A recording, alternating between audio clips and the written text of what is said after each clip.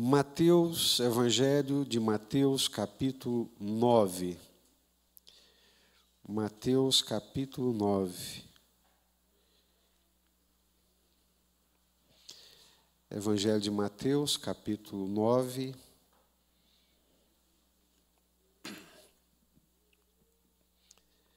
Encontraram? Entrando Jesus num barco, passou para o outro lado e foi para a sua própria cidade. E eis que lhe trouxeram um paralítico deitado num leito. Vendo-lhes a fé, Jesus disse ao paralítico: tem bom ânimo, filho, estão perdoados os teus pecados. Na sequência, Mateus 9, versículo 9. Partindo Jesus dali, viu um homem chamado Mateus sentado na coletoria e disse-lhe: segue-me. Ele se levantou e o seguiu. E sucedeu que, estando ele em casa, à mesa, muitos publicanos e pecadores vieram e tomaram lugares com Jesus e seus discípulos. Ora, vendo isso, os fariseus perguntavam aos discípulos: por que come o vosso mestre com os publicanos e pecadores? Mas Jesus, ouvindo, disse: os sãos não precisam de médico, e sim os doentes. Ide, porém, e aprendei o que significa misericórdia quero, e não holocaustos, pois não vim chamar justos, e sim pecadores ao arrependimento. Versículo 18. Enquanto essas coisas lhes dizia, eis que um chefe, aproximando-se, o adorou e disse: minha filha faleceu agora mesmo, mas vem, põe a mão sobre ela e viverá. E Jesus, levantando-se, o seguia, e também os seus discípulos. E eis que uma mulher que durante 12 anos vinha padecendo de uma hemorragia, veio por trás dele e lhe tocou na orla da veste, porque dizia consigo mesma: se eu apenas lhe tocar a veste, ficarei curada. E Jesus, voltando-se e vendo-a, disse: filha, tem bom ânimo, a tua fé te salvou. E desde aquele instante a mulher ficou sã.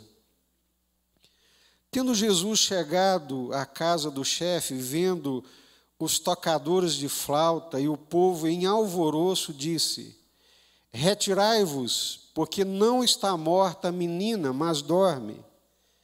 E riam-se dele. Mas afastado o povo, entrou Jesus, tomou a menina pela mão, e ela se levantou, e a fama deste acontecimento correu por toda aquela terra. Partindo Jesus dali, seguiram-no 2 cegos, clamando: tem compaixão de nós, filho de Davi. Tendo ele entrado em casa, aproximaram-se os cegos, e Jesus lhes perguntou: credes que eu posso fazer isso? Responderam-lhe: sim, Senhor. Então lhes tocou os olhos, dizendo: faça-se-vos conforme a vossa fé. E abriram-se-lhes os olhos, e Jesus os advertiu severamente, dizendo: acautelai-vos de que ninguém o saiba. Mas saindo eles, divulgaram-lhe a fama por toda aquela terra. Ao retirarem-se eles, foi-lhe trazido um mudo endemoniado, expelido o demônio, falou mudo, e as multidões se admiravam, dizendo: jamais se viu tal coisa em Israel. Mas os fariseus murmuravam: é pelo maioral dos demônios, Baal-zebu, que ele expele os demônios. E percorria Jesus todas as cidades e povoados, ensinando nas sinagogas, pregando o evangelho do reino e curando toda sorte de doenças e enfermidades. Vendo ele as multidões, compadeceu-se delas, porque estavam aflitas e exaustas como ovelhas que não têm pastor. E então se dirigiu a seus discípulos: a seara, na verdade, é grande, mas os trabalhadores são poucos. Rogai, pois, ao Senhor da seara que mande trabalhadores para a sua seara. Amém? Vamos orar. Curva sua cabeça nesse instante. Nós estamos aqui na presença de Deus e nós temos a oportunidade de falar com Ele, mas Ele também fala conosco. Ele fala conosco através dos cânticos, do louvor, e fala conosco através da sua palavra. Senhor, nós conhecemos as nossas limitações. Como disse o profeta Elias, não somos melhor do que os nossos pais. Não somos melhores do que os profetas que viveram antes de nós. Não somos melhores do que os nossos patriarcas queridos. E é notório, Senhor, a dificuldade espiritual que nós temos de entender as verdades espirituais do Teu reino, da Tua palavra. E esse é o motivo da nossa súplica nesse momento. É uma súplica, Senhor. É uma súplica do mais profundo do nosso coração. Tenha misericórdia de nós. Dá-nos a Tua palavra, Senhor. Não nos deixe sem a nossa porção. Essa porção que alimenta a nossa alma, que alimenta o nosso coração. Nós te suplicamos, Senhor, não queremos sair daqui da mesma forma como aqui chegamos, mas queremos sair daqui renovados no nosso coração, renovados na nossa mente, no nosso entendimento daquilo que é a vontade do Senhor para as nossas vidas, para a Tua igreja, ó Deus, para esse tempo presente. Por isso nós te suplicamos, tenha misericórdia de nós e fala conosco em nome do Senhor Jesus, Pai. Amém. Nós lemos esse texto aqui hoje pela manhã, e especialmente esses últimos versículos de Mateus, capítulo 9, dos versículos 35 até o 38, e nós chegamos aqui a algumas conclusões constrangedoras, né? Eu falo dessa forma, nós saímos daqui nessa manhã constrangidos, mas nós temos aquela tendência natural de almoçar, descansar e esquecer e deixar as coisas estarem como sempre foram, numa acomodação espiritual. O nosso constrangimento aqui hoje foi que, olhando para o Senhor Jesus, para a missão de Jesus e pela maneira como o Senhor Jesus encarava a vida e as pessoas, e a forma como nós temos encarado a vida, as pessoas, a nossa prática espiritual, nós ficamos constrangidos, né? E chegamos à conclusão de que nós precisamos converter o nosso coração. Tomara que o Espírito Santo, né, nos traga essa mesma inquietude, e que no final aqui da nossa reflexão na palavra de Deus, esse mesmo sentimento tome conta do nosso coração. Mateus capítulo 9. Qual é a preocupação dos evangelistas? Nós temos Mateus, Marcos, Lucas e João. Os evangelistas e os apóstolos.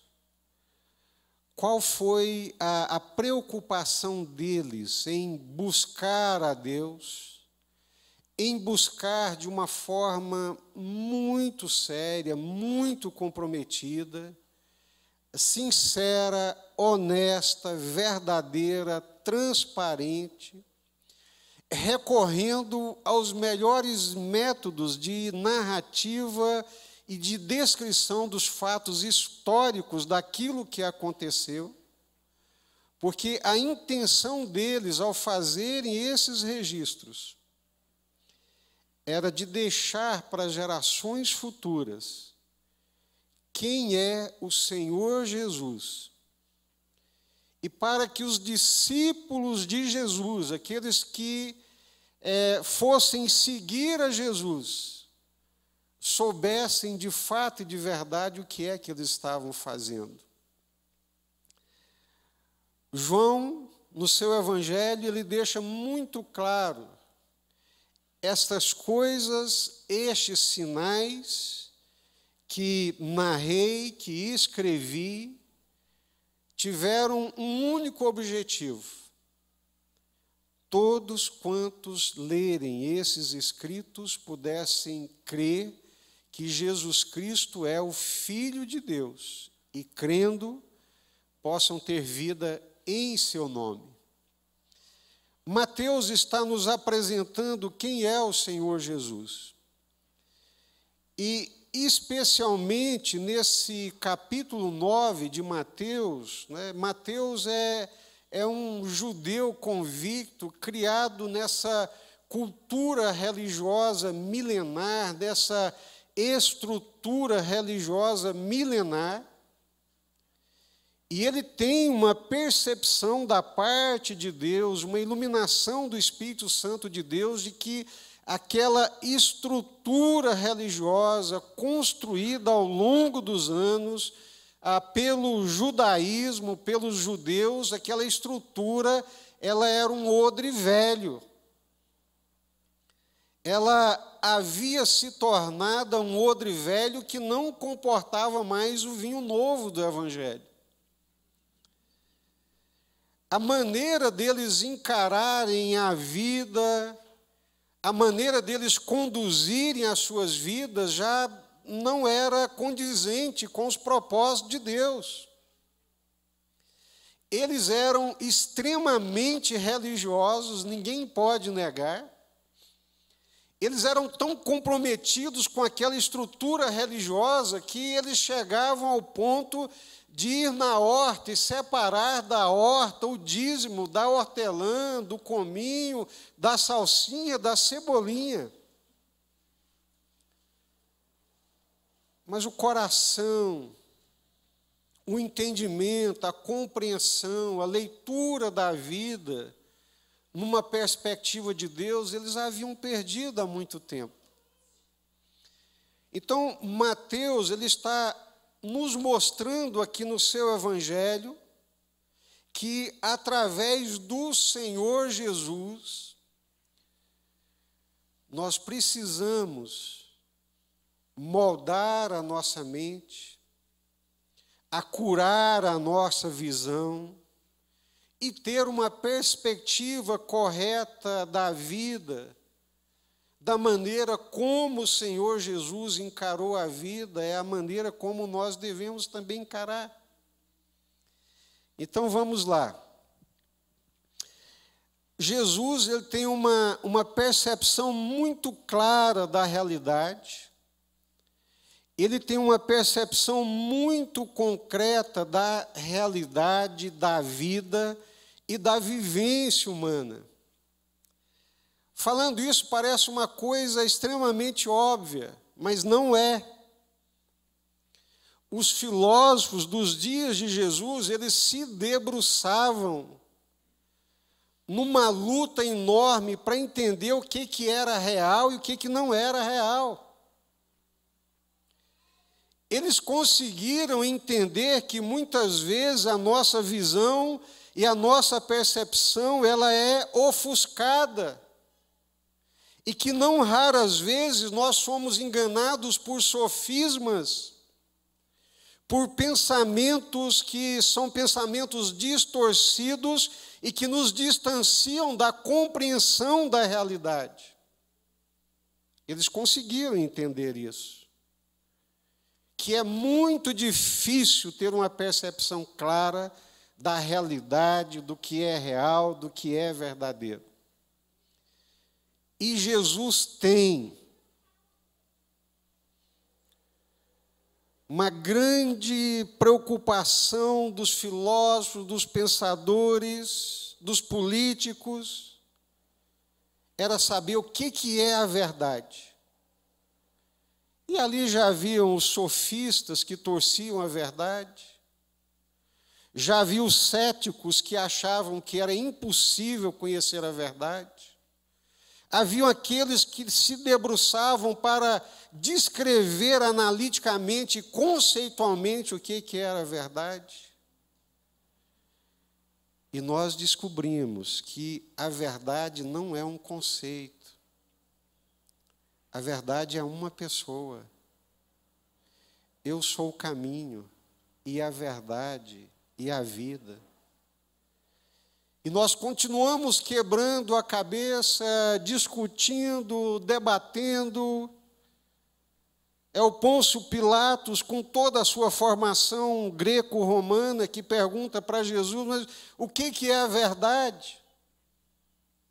No mundo tão relativizado, o mundo da pós-verdade, não existe mais verdade, e a gente fica doido, feito barata tonta, tentando separar o joio do trigo, do falso, para chegar naquilo que é verdadeiro, e a palavra de Deus está aí mostrando para a gente que a verdade é muito mais do que um conceito teórico, um conceito analítico.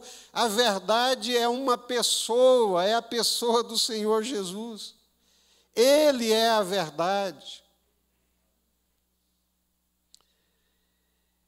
E Jesus, especialmente nesse capítulo 9, como a Bíblia Sagrada, ela é extraordinária. Como ela realmente é mais doce do que o mel e o destilar dos favos. Como a palavra de Deus ilumina os nossos olhos. O Senhor Jesus, ele tem essa percepção do ser humano, não à semelhança dos teóricos dos dias atuais. Jesus andava de aldeia em aldeia, de cidade em cidade, de povoado em povoado. No meio da multidão, entrando numa casa, saindo de uma, entrando noutra, convivendo com as pessoas, contemplando, sendo tocado e tocando de uma maneira muito real e muito existencial. Jesus não formula o seu entendimento da vida e do ser humano de dentro de um escritório, distanciado da vida real. Eu gosto, eu acho legal ligar a televisão ali na CNN, participar, ouvir aqueles debates, pessoas que falam coisas sensatas, extraordinárias,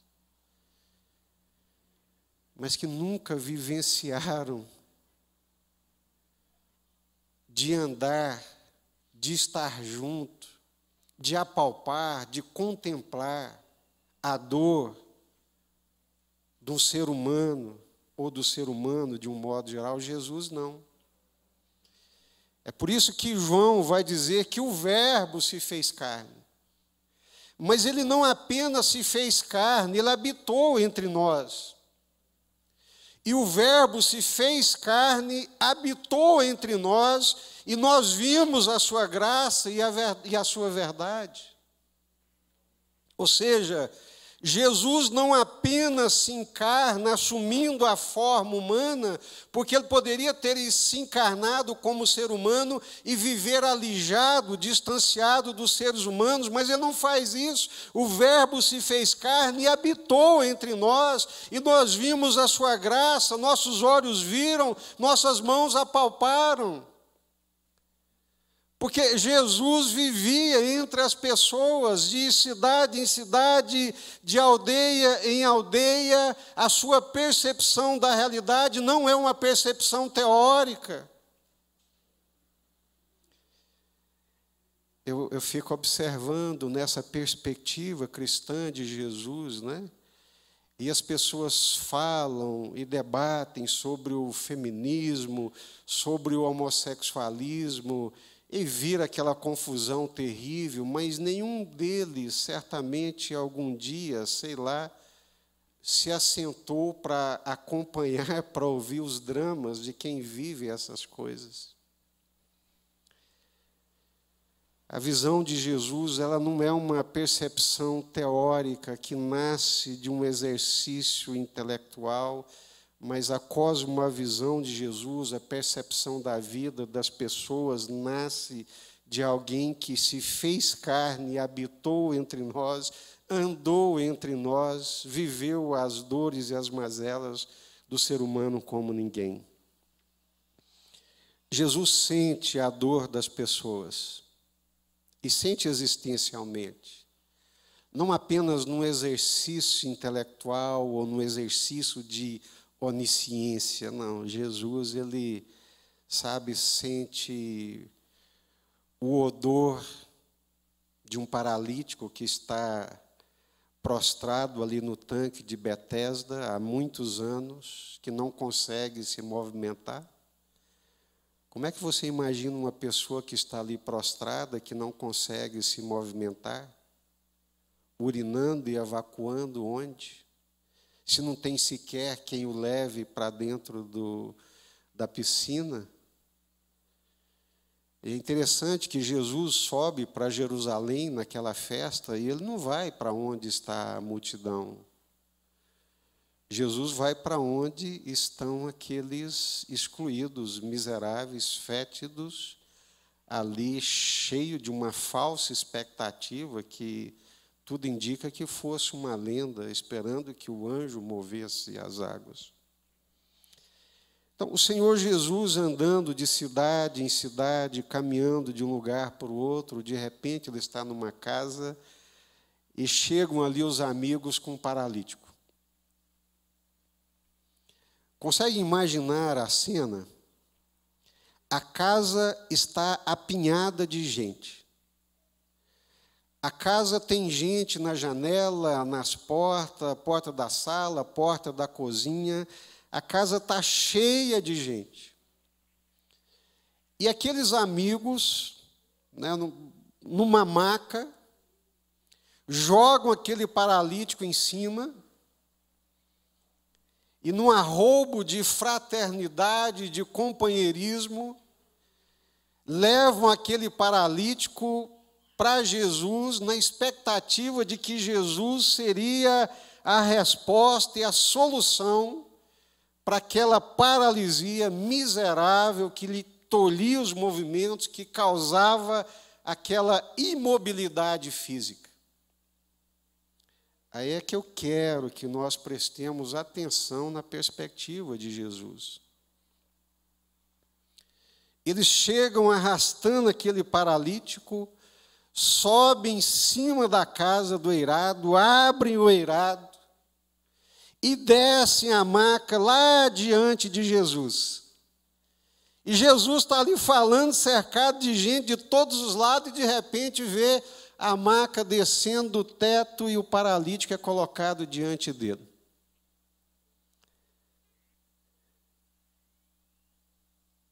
Jesus não é indiferente à paralisia, não é.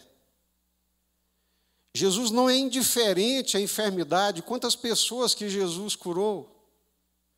Mas quando o paralítico é descido diante dele, o que Jesus fala? Meu filho, os teus pecados estão perdoados. Ah, que decepção geral. Não, senhor, o negócio não é pecado, não. O problema aqui, o senhor não viu, é a paralisia. Mas preste atenção na perspectiva, na cosmovisão, na maneira como Jesus enxerga as coisas. Jesus olha para aquele homem imobilizado, aquele homem enfermo, aquele homem doente, aquele homem paralítico e diz para ele, em outras palavras, é aí que nós precisamos entender, meu querido, muito pior do que a sua imobilidade física é a sua imobilidade espiritual. E nós perdemos isso de vista. Nós achamos que o problema do ser humano é econômico, nós achamos que o problema do ser humano é político, e pode ser, e é também. Será que Jesus não enxergou aquela paralisia? Será que Jesus não percebeu que o homem era paralítico? Será que Jesus não percebeu a demanda, o esforço daqueles colegas, aqueles amigos para trazerem o paralítico diante dele? E quando o paralítico chega diante dele, Jesus fala: meu querido, muito pior do que a imobilidade física é a sua comorbidade espiritual, são os seus pecados. Mas perdoados são os teus pecados, eu perdoo os teus pecados.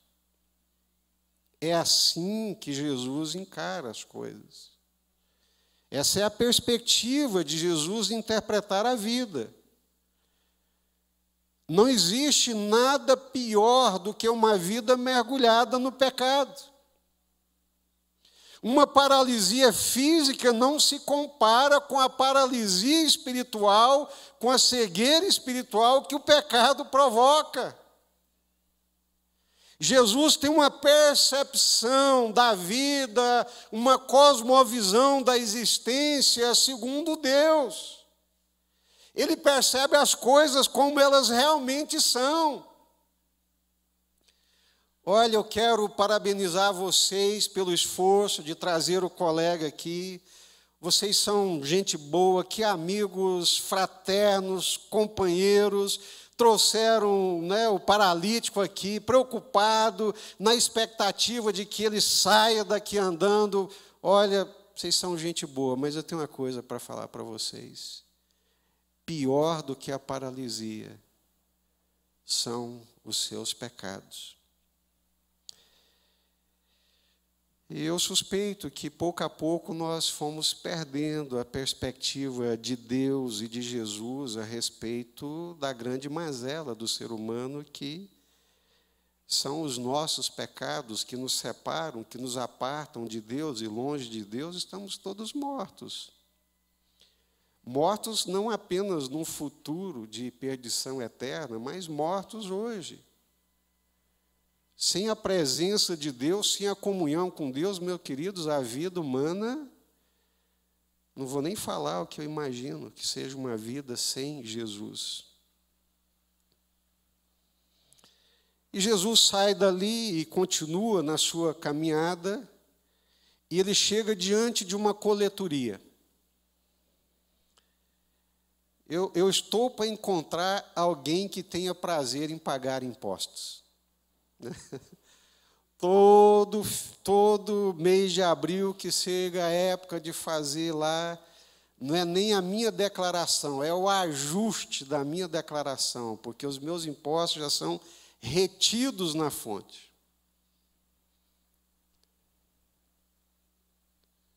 Eu fico pensando, meu Deus do céu, eu seria capaz até de trocar com o governo. Deixa comigo os impostos que você leva de mim e paga todas as minhas contas, que eu vou chegar no final do ano muito melhor do que eu comecei. E o coletor de impostos, ele era extremamente odiado naquela sociedade. Ele era odiado, ele era rejeitado, porque além de cobrar impostos, ninguém gosta de fiscal cobrando impostos, multando. Ele ainda fazia isso contra Israel a favor de Roma. É um cobrador de impostos, é um publicano, odiado, tremendamente odiado. Jesus chega em frente à coletoria, olha nos olhos daquele homem que era rejeitado, que era odiado pela sociedade como ninguém, e diz para ele: fulano, vem, segue-me, vem fazer parte desse projeto de Deus, venha fazer parte do meu colegiado, desse projeto de Deus de redimir a humanidade. E aquele pecador rejeitado, odiado, não pensou duas vezes, não pensou no dinheiro que ele ganhava, não pensou no quanto os publicanos se enriqueciam lícita e ilicitamente. Imediatamente ele largou tudo e seguiu Jesus. Muitas pessoas que nós, às vezes, odiamos e reputamos como as piores pessoas religiosas desse mundo, eles são até conhecerem Jesus. No dia que eles conhecerem Jesus e tiverem encontro com Jesus, como Mateus teve, a vida é completamente modificada. Jesus tem esse poder, queridos. Jesus olha para o ser humano, não é da forma como nós olhamos. A percepção que o Senhor Jesus tem do ser humano não é baseada em estereótipos. Nós, principalmente nós, construímos estereótipos a respeito dos outros que não refletem a percepção de Deus, mas que refletem os nossos próprios preconceitos. Que Deus tenha misericórdia de nós e nos ajude, a mudar nossa percepção do outro, não numa percepção humanista, porque não vai resolver nada, mas numa percepção de Deus, segundo a graça de Deus. É o paralítico que Jesus vira para ele e diz: meu querido, pior do que a paralisia é viver em pecado. É um publicano que é odiado, que é excomungado, que é xingado, que é rejeitado, mas quando ele encontra com Jesus, a vida dele é completamente modificada e arrasta um bando de publicanos atrás de Jesus. Glória a Deus. E Jesus segue a sua caminhada e passando ali pelo meio da multidão, a multidão o aperta e, de repente, Jesus para, olha em volta e diz: alguém me tocou. Ao Pedro, nos seus arroubos, vira para Jesus e diz: mestre, a multidão toda te aperta, todo mundo te toca, e agora o Senhor vem com essa que alguém te tocou. Sim, alguém me tocou porque eu percebi que de mim saiu virtude, de mim saiu poder. Aleluia. De Jesus sai virtude, de Jesus sai poder. E a virtude de Jesus, que sai de Jesus, que alcançou um publicano, a virtude que sai de Jesus alcança uma mulher que padece de um fluxo de sangue há 12 anos. Se você ler lá em Levíticos, depois você pega a sua Bíblia aí no celular, vai lá no livro de Levíticos e joga lá na pesquisa imunda e manda pesquisar. A mulher que tinha um fluxo de sangue, mesmo que fosse o normal da sua menstruação, no período da menstruação, ela era considerada como imunda.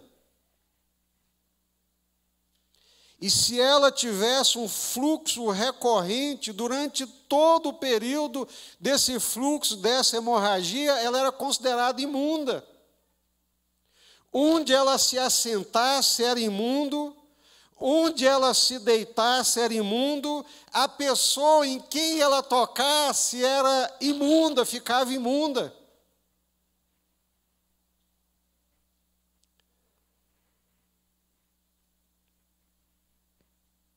E tinha outra coisa. Não era permitido uma mulher tocar no homem. Não era permitido uma mulher se aproximar de um rabino. Não era permitido uma mulher fazer o que ela fez em nenhuma possibilidade.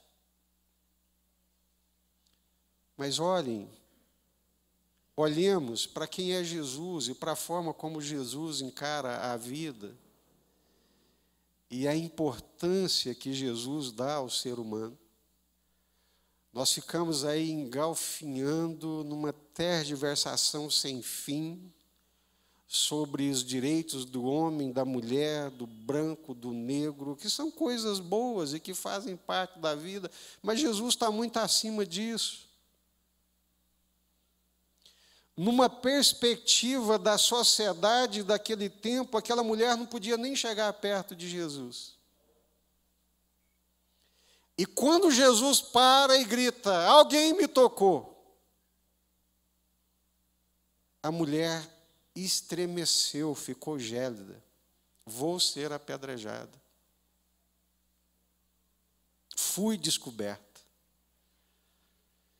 E ela vem trêmula até Jesus, sabendo dos delitos sociais que ela havia cometido, e quando ela chega próximo de Jesus, o Senhor Jesus lhe disse, filha, vai em paz, a tua fé te salvou, vai em paz. Ah, gente, como não amar uma pessoa como o Senhor Jesus? Como não admirá-lo, como não fazer dele o nosso Senhor, e como não querer ser como ele? É assim que Jesus enxerga o ser humano, não numa perspectiva do masculino, do feminino, mas de um ser humano que possui uma alma, que é um ser único, criado à imagem e à semelhança de Deus, e faz uma coisa impensada, não somente não a condena, como ainda a chama de filha.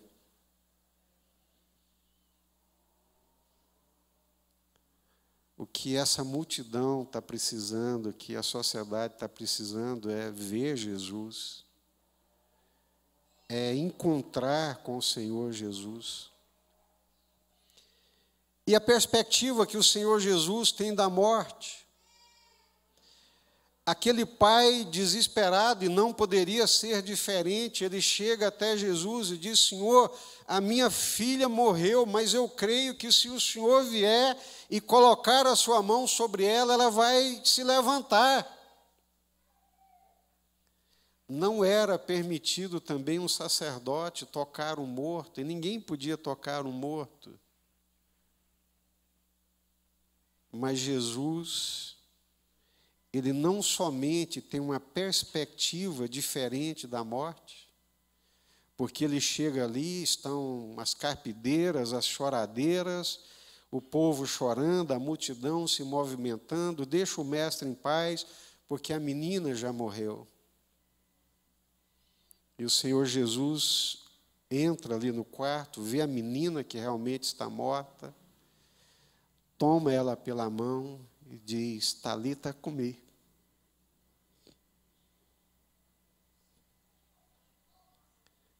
Menina, eu te digo, levanta-te. Imediatamente a menina se levantou.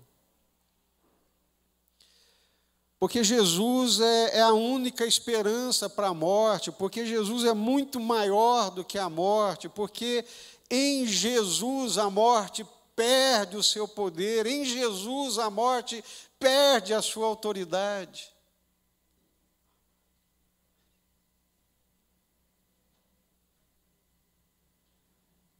O pai desesperado, a família desesperada, todo mundo desesperançado, deixa para lá, já morreu.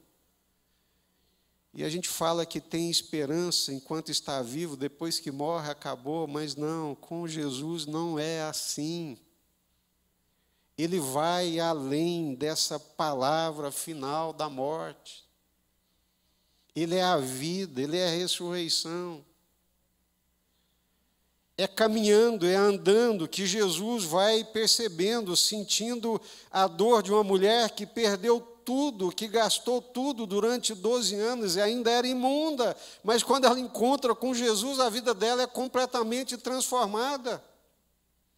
É um Mateus que amarga o desprezo da sociedade por ser um publicano. Mas quando ele se encontra com Jesus, a vida dele é completamente transformada. É um paralítico que acha que o seu problema é a paralisia. Mas quando ele tem um encontro com Jesus, ele tem uma percepção clara da existência, do propósito da vida, que é relacionamento com Deus, que é vida com Deus, e que os nossos pecados nos separam dessa vida com Deus, porque ele encontra com Jesus e a sua percepção fica esclarecida. E mais adiante, o Senhor Jesus está andando e 2 cegos começam a berrar. Eles são cegos. Eu não consigo imaginar, meus queridos, a dor da cegueira. Esse sentido que comunica com o nosso coração o mundo exterior, que traz para dentro do nosso mundo interior o mundo exterior, através dos sentidos, a visão, o ouvir. Que coisa linda, extraordinária, e que a gente não valoriza porque tem todos os dias. Um pôr do sol, um nascer do sol, a natureza. Mas eles são cegos, nunca viram. Mas escutam o barulho da multidão. Quem é? Que barulho é esse? É Jesus, o profeta, o filho de Davi, o Messias de Deus, a promessa de Deus. É Ele, é. Jesus, tem misericórdia de nós, Jesus. E começam a gritar a plenos pulmões. Porque em Jesus, não apenas a cegueira física, que é terrível, é curada, mas principalmente a cegueira espiritual. Lá em João capítulo 9, quando Jesus cura aquele cego de nascença e que os religiosos aprontam aquela confusão desgraçada, como é que ele fez? Foi ele mesmo? Nós sabemos que esse homem não é de Deus, porque se ele fora de Deus não teria feito isso num sábado. E vai aquela confusão religiosa sem fim. E Jesus vira para eles e diz: olha, se vocês fossem cegos fisicamente, talvez vocês não seriam cegos espirituais como são. Porque existe uma cegueira pior do que a cegueira física, que é a cegueira espiritual.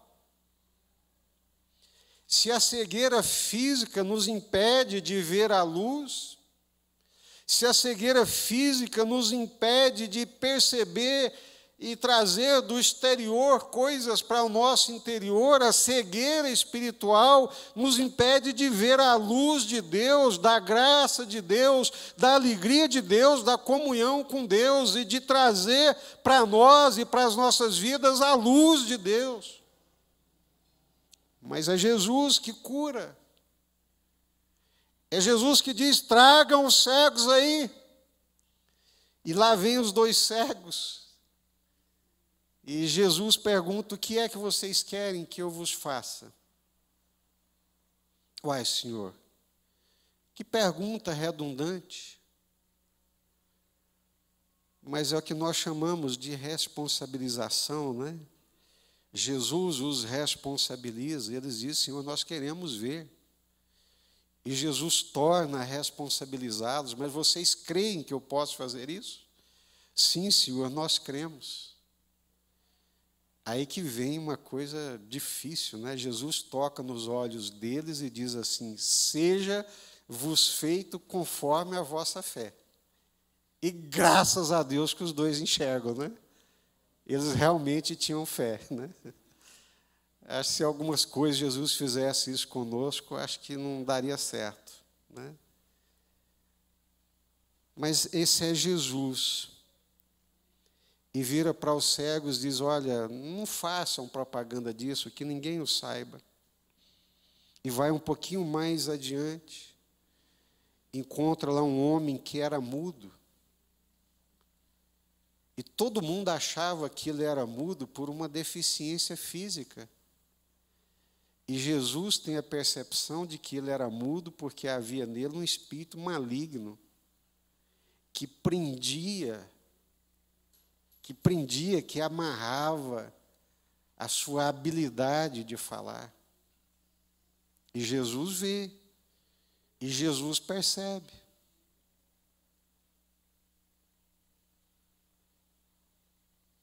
Percepção espiritual, visão espiritual, entendimento das coisas espirituais.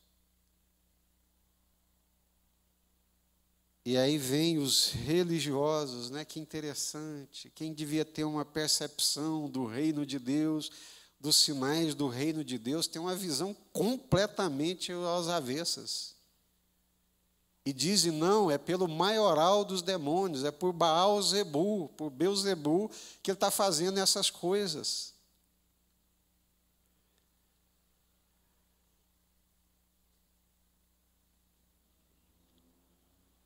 A multidão de hoje continua como a multidão dos dias de Jesus.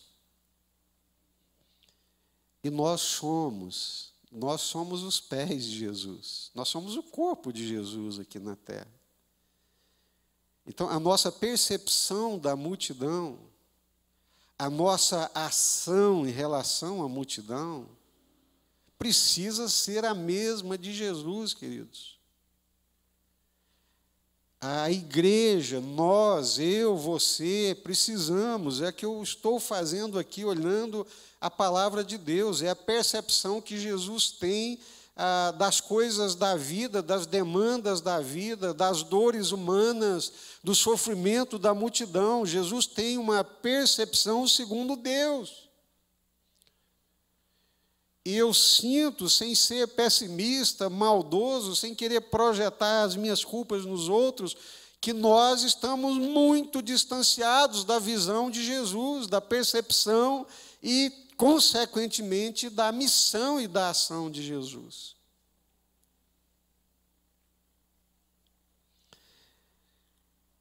Que Deus tenha misericórdia de nós. Eu espero de coração que nós sejamos cristãos de fato e de verdade. Que nós sejamos discípulos de Jesus verdadeiramente. E não meramente religiosos, porque ali tinha religioso para dar com pau. Só que completamente cegos, espiritualmente, completamente distantes da visão e da percepção das coisas de Deus. A visão comum é que o grande problema do paralítico era a sua paralisia. E Jesus diz, não é. A visão comum era que o grande problema daquela mulher era a sua imundícia. E Jesus diz, não é, você é uma filha de Deus. A percepção da sociedade é que o publicano é um amaldiçoado, um maldito. E Jesus mostra que não, filho, vem fazer parte de uma ação, de uma missão de Deus de resgate da humanidade. Eu, Senhor, é comigo que o Senhor está falando, é com você mesmo, publicano. Você também pode fazer parte do reino de Deus. Se você encontrar com Jesus, se você andar comigo, você vai fazer parte de um projeto de Deus, de transformação da sua vida e de transformação da sociedade. Deixa o mestre, que a menina já morreu, já não tem mais esperança. Não. Eu sou Jesus, o Filho de Deus. Ela dorme. E eu vou despertá-la. Porque Jesus, ele é maior do que a morte. Jesus é maior do que a cegueira.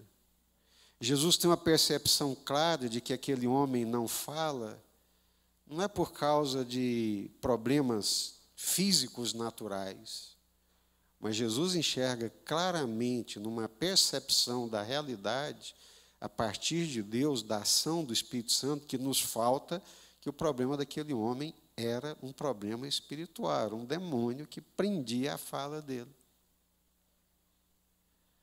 enxergar as coisas como Jesus enxerga. Ter uma percepção da vida como Jesus tem. Esse é o nosso desafio de povo de Deus, de igreja de Deus, de corpo de Jesus sobre a face da terra. Você que está achando que o seu grande problema é financeiro, você que está achando que o seu grande problema é a sua depressão, que o seu grande problema são coisas que a sociedade, a televisão te mete na cabeça, que se você não for isso, não for aquilo, não tiver isso, aquilo, outro, você é um miserável, um desgraçado. Olha a forma como Jesus enxerga as coisas. Tem muitos de nós que estamos vivendo segundo o mundo e não segundo Jesus. Precisamos, pela graça de Deus, nos converter a Jesus, a perspectiva da vida que tinha Jesus. Amém? Vamos orar? Vamos ficar de pé, vamos orar?